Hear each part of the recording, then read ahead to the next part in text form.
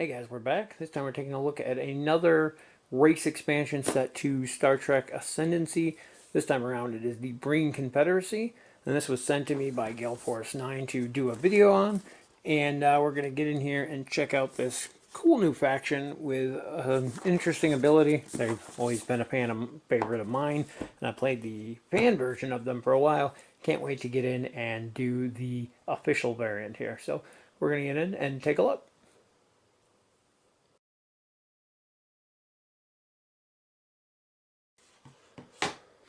So first thing here, we have our rulebook, and this is a mess. I'm going to put everything into my 3D printed insert I have in the base game, so nothing's staying in this box. But for now, here we have our little rules flyer. It's very thin. I think it's only one page on the inside.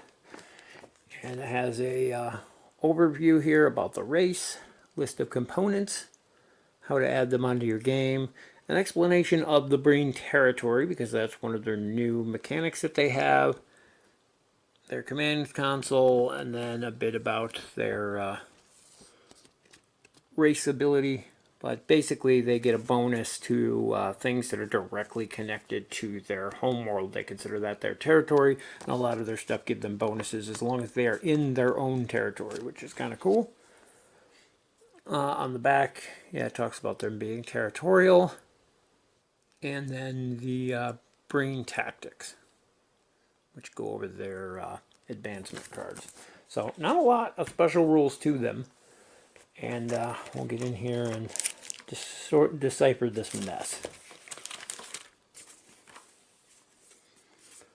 So I think the first thing we're going to look at here is our Breen player board. And you can see here we have the isolationist ability. Breen cannot give or hold trade agreements with players unless that player controls a system adjacent to Breen territory. Now the keyword there is "or hold." So you can't trade things with, but once somebody is adjacent to you, then you can trade. But the hold there makes me wonder if something happens and they're no longer adjacent to you, you may have to give those back. I'll have to look into that more. I'm sure somebody will comment in the comments, but that's how I read that, which is kind of interesting. You have your normal upgrade costs on your weapons, normal upgrades for the shields. On this side, we have the territorial ability. Breen ships can reroll all failed to hit rolls while they're in Breen territory, and that's any system directly connected to your home system. So that's kind of cool. Next up, we have a bag of new nodes. They always give you a new bag of these. With each race, I want to say there's like a set amount here. Just in case it's different than others, though, you got 8 research nodes there, 4 culture nodes, and 7 production nodes. You have 10 command tokens, 16 research tokens, 10 culture tokens. Not like we needed more tokens. 23 production tokens, 10 more warp tokens, 5 more ascendancy tokens, 3 more of the space station tokens, and they have the Breen Confederacy symbol on one side, but again, they have Federation star bases on the other. There is a 3D resin model available for those. I think it's like 15 bucks or something for the set of them. We get a ton more of the space lanes, which I am not even going to count.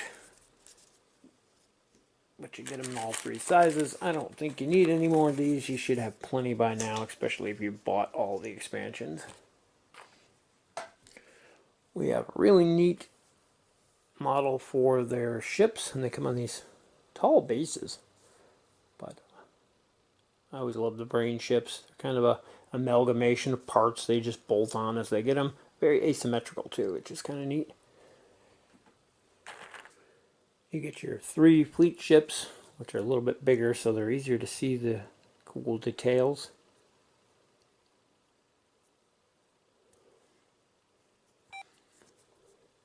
You get your 10 control nodes, which are definitely a cool, unique design for the Breen. They're asymmetrical too, which is awesome. And of course you have your two control switches there. Go right on the player board. And we'll get into our cards. You've got your building and command base cards. I don't think there's anything special on that one. Then we have our fleet cards. So number 1 here is 5 ships. It is the System Patrol. Each ship in the fleet rolls 2 dice when rolling to hit in a space battle in Breen territory. They also get the re-rolls there if they're in their own territory, which is kind of cool. Flip side of that is a 10 ship fleet on par with the Klingons. Fleet number 2 is a 4 ship fleet, and it is the Science Fleet. When this fleet braves a hazard, only roll for 1 of its ships. It can brave a hazard or phenomenon they occupy without exhausting a command, which is a cool ability. So you can park these somewhere and just rake in the research tokens. On the flip side again, another 10 ship fleet. And number 3 is a 6 ship fleet here for Deep Strike Fleet. This fleet can invade a planet from an adjacent sector. If it does so, it cannot take control of the system and must retreat after the first round of combat. It's an interesting concept. It allows you to attack while basically never entering the system, and then free retreat afterward. So the big thing here is that it's a planetary invasion from an adjacent sector. So if they have ships in space protecting that planet, you could attack the planet from the next system over without ever engaging those other ships in space, and that's a powerful ability if used correctly. And again, another 10 ship on the back.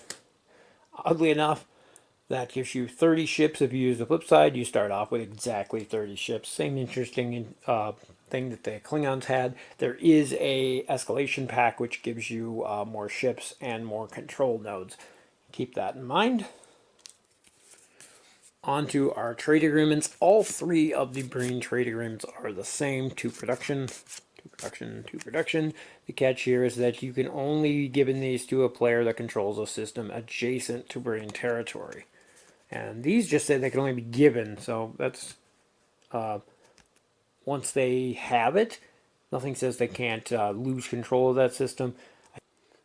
Next up we have our advancement deck, and I'm sorry for the glare on these. I did sleeve these as I really wanted to play them quickly. First up here we have our starting advancement, extremely territorial. When a hostile rival ship enters the system you control, roll a die for each rival ship. On a roll of a 6, they are destroyed regardless of their shields. That is super powerful. Then we got the Breen Confederacy. For research your systems, hegemony resistance is increased by 1. Has a warp command on there too. That one's okay. Yeah, hegemony is not a huge thing in a lot of our games, but it is there, so it's nice to have. Next we have energy dampening weapons for 5.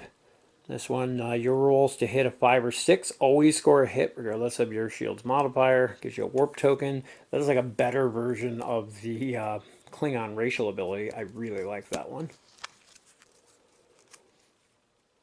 Breen cloaking device. Your ships have first strike in space battles during your turn. That's 4.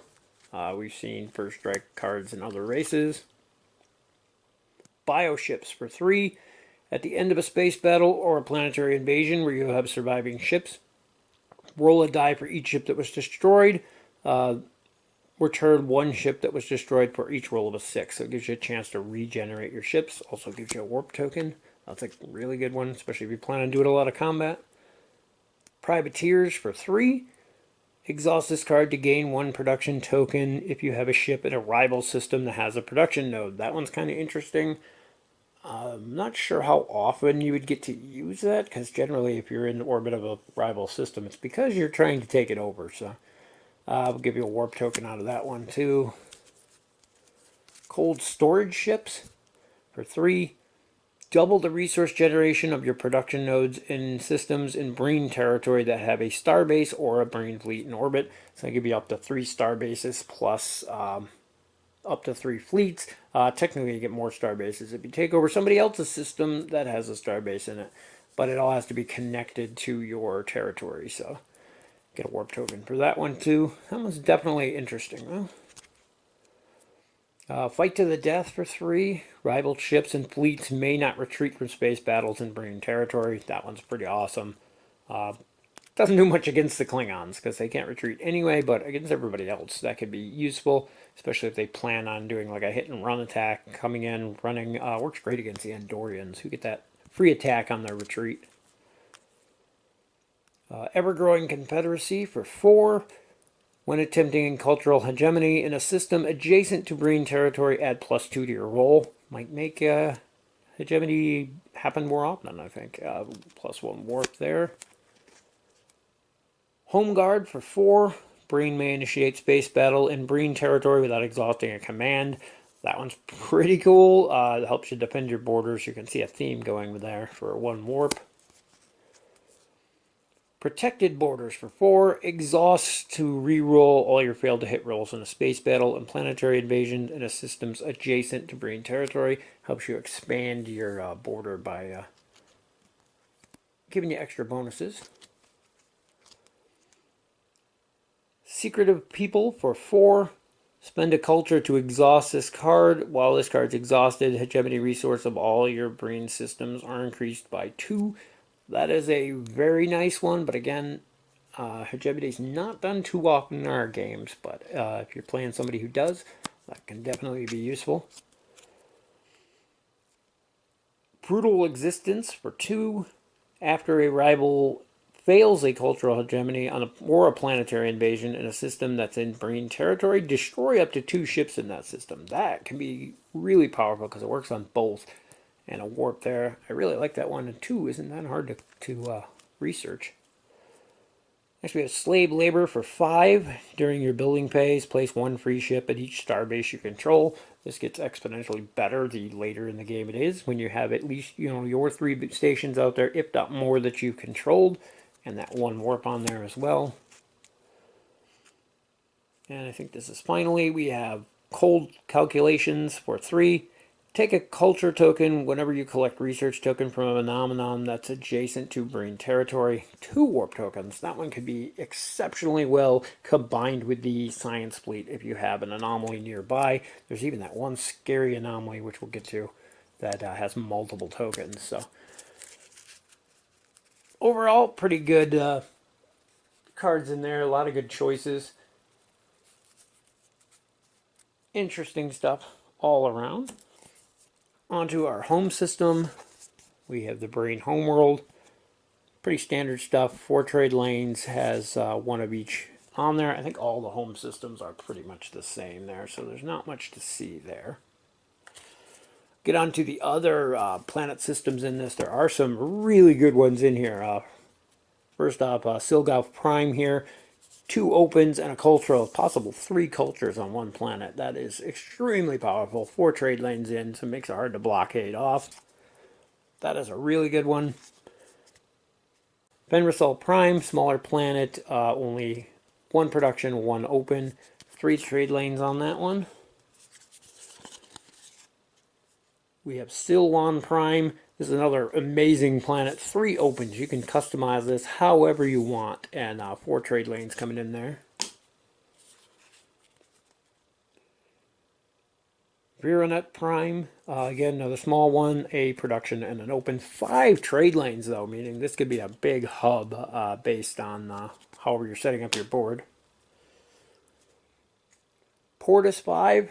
Again, another 5 trade lane hub here. We got 2 opens and a research, allowing you to put a bunch of culture on there, I think. There's a big culture heavy in this. But another interesting planet based on where it pops up. Then we have Pacliro. I think that's how you pronounce it. Prime. Again, 1 research, 1 culture, or 1 open, I mean. And it's a smaller planet. 4 lanes, though. Then we get into the interesting hazard ones here. We've got the Delphic Expanse. And this is a hazard 3 system, which is pretty rough. Only 2 trade lanes in and out. And you can elect to return to the space lane you arrived rather than braving this hazard. So if you come to this, you get a chance to stop short of it and not actually enter, which is cool. You can save your ships. However, you brave this hazard, you roll a die for each resource node on your homeworld. Each 6 destroys a node of your choice on your homeworld. If any ships survive, replace this system with a newly discovered system. It's only done once, but you also got 3 research on there. So that's interesting, but super scary at the same time. That one's a explore at your own risk. Then we have a quantum singularity. No special rules here. It is a hazard 5 system with 1 research. Another 5 lanes, though. So it's a big hub systems in this. They're going to be kind of cool. Have them all mixed in with our other systems. And one last planet here, Dozaria. And this is a 3 connections to this planet, but it's a 3 production system. So massive production there. The Cardassians would be looking to put a one of their fleets in orbit of that to double that production. That's pretty nasty. Can be used a lot of really good planets in there, though. On to our exploration cards. And first off, we have Breen Confrontation. I think there's one of these for each faction. If you have a Breen rival, place a Breen ship in the system. If not, place a new ship from the player to your right in the system. Allows early confrontation with another system so you can get trade agreements going or hostilities if you're into that. Next up, we have Pre-Warp Level 0. I think these are pretty standard. Warp Level 2, Warp Level 3. Maybe Pre-Warp. I don't know if there was Pre-Warp before. I can't remember. I thought there used to be a 1, a 2, and a 3, but those are all pretty standard fare. I think pre-warp civilizations do exist now that I'm thinking about it, but next we have a Breen delegation.